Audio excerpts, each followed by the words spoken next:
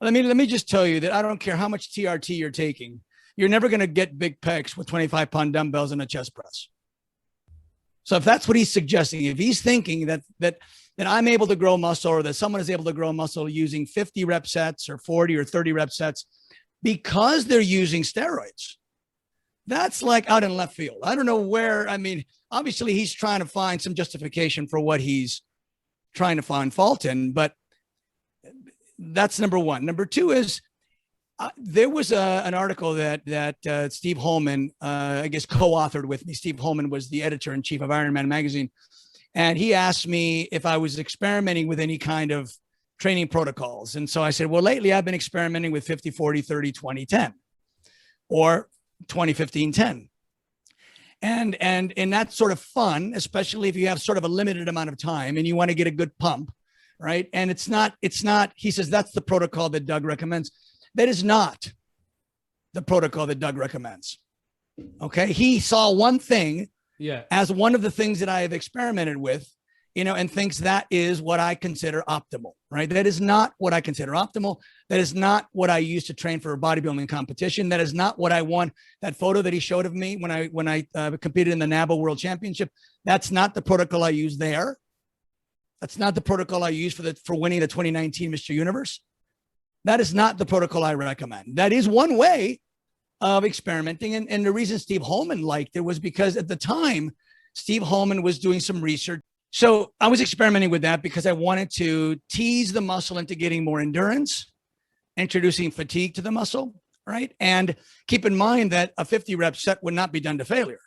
Yeah. A 50 rep set would be done with a weight that allows you to do 70, but you're just getting that blood in there. Right. And then you add weight for the 40 rep set, and you add weight for the 30, and every time you add weight, you get closer to a maximum percentage of effort. So the first set might be, 70% maximum effort, 80% on the next set, 85 on the next, 90 on the next, 95 on the next, 100 on the last. Right. So it's not what he thinks it is. That's number one. What I really recommend is going as heavy as sets of 6 and 4. That's what I really recommend, but never starting with that heavy of a weight. But that takes, as I said, more sets to get there, right? So I might do a first set of 30 to warm it up. I might go to 20, 15, 10, 8, 6, 6, 6 is what I might do. But his characterization that's what I recommend is flat out false. Yeah, he's simplifying many of the things, and he's also want to look that he looked in depth in what you're doing, and he's talking about it as if he really know what your principles are, or the 16 biomechanical factor, the formula. What is that, Dre? It's the formula that he don't know about. Well, if I heard that someone was recommending this protocol, I wouldn't automatically assume that that's the only protocol that guy is recommending.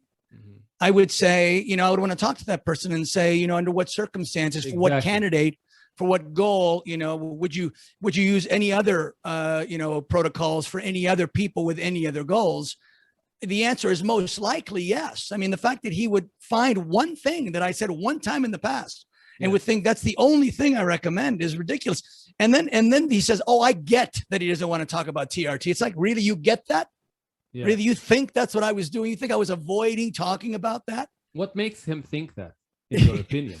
Well, this is the mind of a person who's looking for something to criticize. Mm-hmm. Look, as we've said in the past, not everyone has this mentality, but some people have a mentality to protect what they have believed and to therefore criticize what someone says that might be different than what they believe, because it sort of threatens their belief system, their identity, whatever. And so the impulse is to sort of criticize and attack instead of asking, am I understanding this correctly? Is there a particular candidate that you're recommending this for? Or it must be that you're recommending that because you're taking TRT.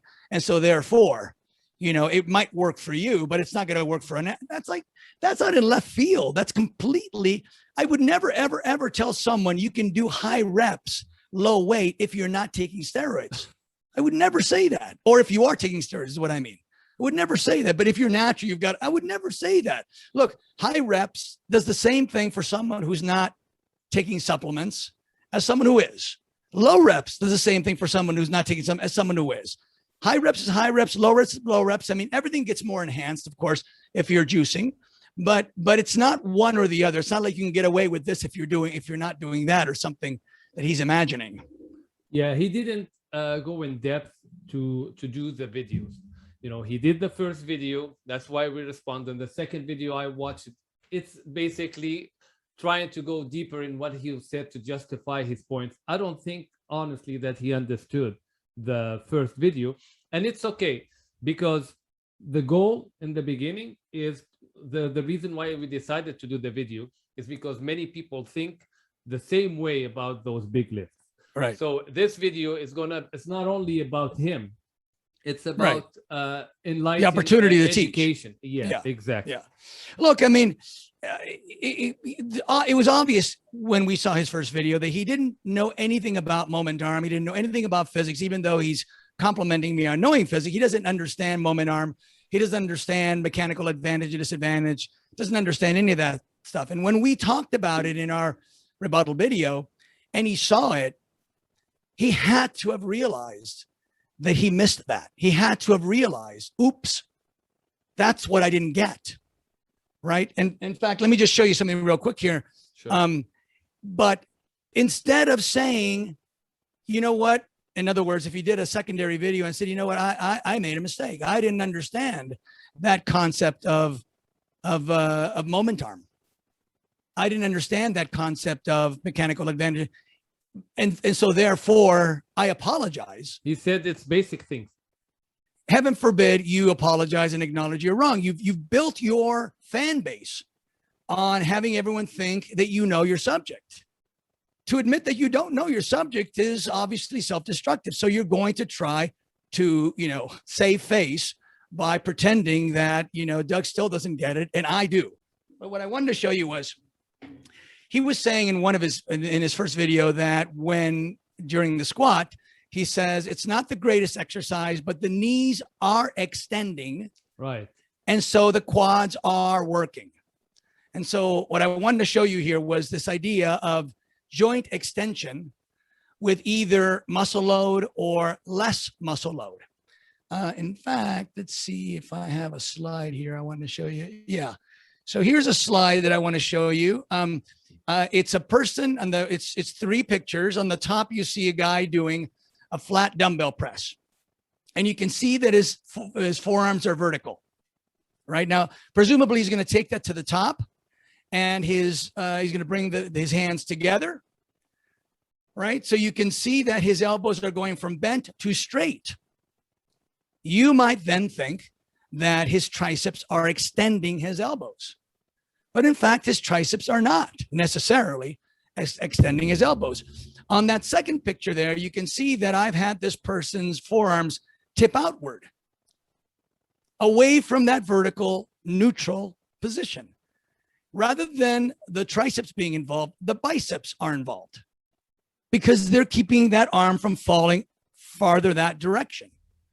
If he did that exercise with that slight outward tilt of the forearm, the triceps would never be involved, not even a little bit. On the bottom picture, he's dipped his forearms inside that vertical line. Now he's loading his triceps. Now you can see in the middle picture, he's loading his biceps and also extending the length of his primary lever, which is his upper arm bone, the humerus, which is therefore further magnifying the weight that his pectoral is having to lift with that weight in his hand. In that bottom picture, he is diminishing the length of his upper arm bone by doubling over it. So he's engaging his triceps and shortening his humerus moment arm, therefore allowing him to lift a heavier weight or the same weight more easily. But the idea that a joint is extending that elbow, that a muscle is extending that elbow, is wrong unless you understand this moment arm concept. So imagine that this is you doing a rowing exercise. This is your upper arm bone. This is your forearm. Okay, so right now I'm holding this, and this force I'm going to apply on this bone is let's just call it the back muscles, the rear deltoid muscles, whatever muscles you believe are raising that arm up, and that elbow is bending. I'm not bending it by hanging on to either the origin or the insertion of the bicep or the tricep. It's bending passively. Yeah. Right? It's going along for the ride.